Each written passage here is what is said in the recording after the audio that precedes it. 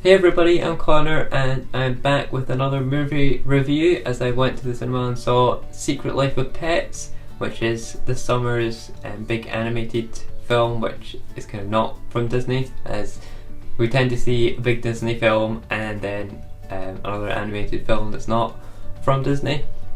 And yeah, this is kind of going off of the animal theme, like we saw at the start of the year with Zootropolis or Zootopia, depending on where you are, and it kind of comes off the back of that with being focused on animals. The difference being with Secret Life of Pets, it's all about pets in the real world, so we see humans in there and these animals are obviously pets to these humans.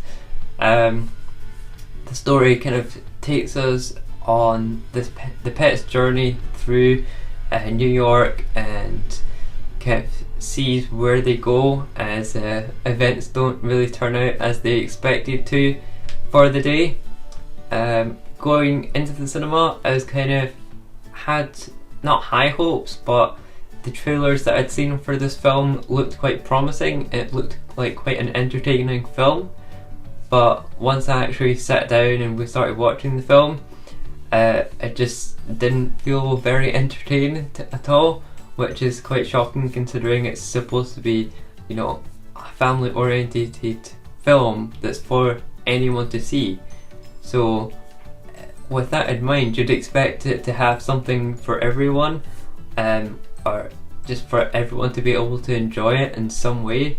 I just didn't get that at all, because the story of this film is just like a massive goose chase around New York City with no real point to it. The whole point of a character arc and a story is that the character starts at one place and then by the end of the story or the narrative that character has changed in some way, or the characters around him have changed in some way, and that just really doesn't happen a huge amount with this film. So the main character that we start with and is probably the main protagonist, although he does have someone else that comes in, or rather another dog that comes in, is the dog Max that we see in the film. And it starts off with him being like at home and showing his relationship with his owner, and by the end of it, it's him and his other dog friend as his owner went out and got another dog, and it just shows how they're both able to be friends, whereas they weren't friends when they first met each other.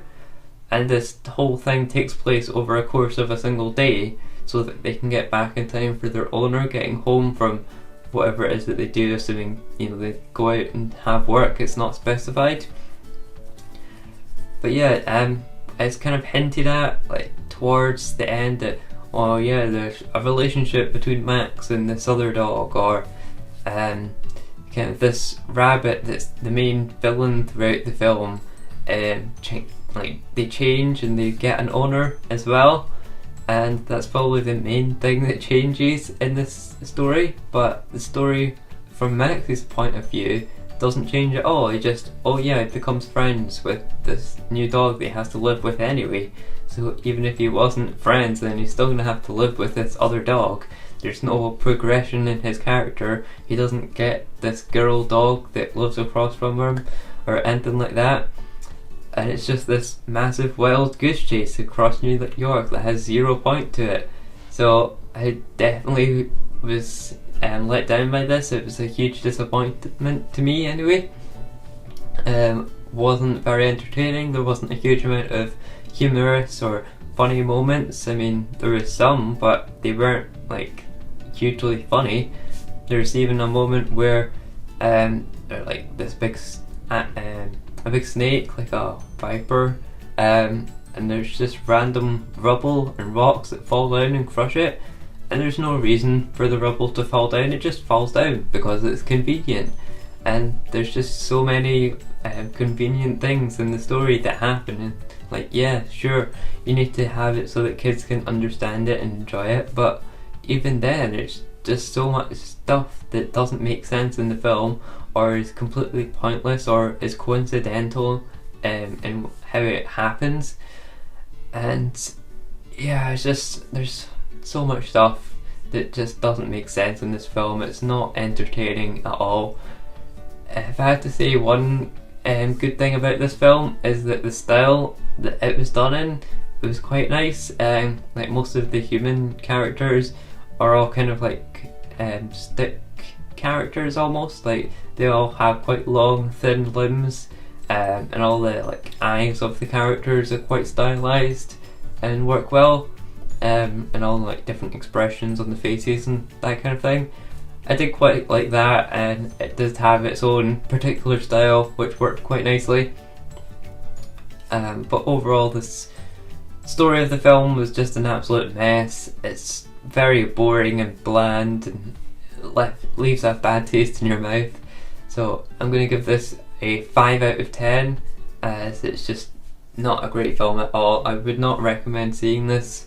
I mean, if you're a family and you want to go and see it as a family, then it might be a nice thing as a day out, but there's probably better films that you could go and see, or wait until they come out if you're strapped for cash, I guess. But yeah, this is just not a great film. I wouldn't recommend it at all. And if you've seen it already, then let me know your thoughts on it as well down in the comments. I'll see you soon in my next video. Subscribe for that video coming up soon next week, and yeah, I'll see you in the next video.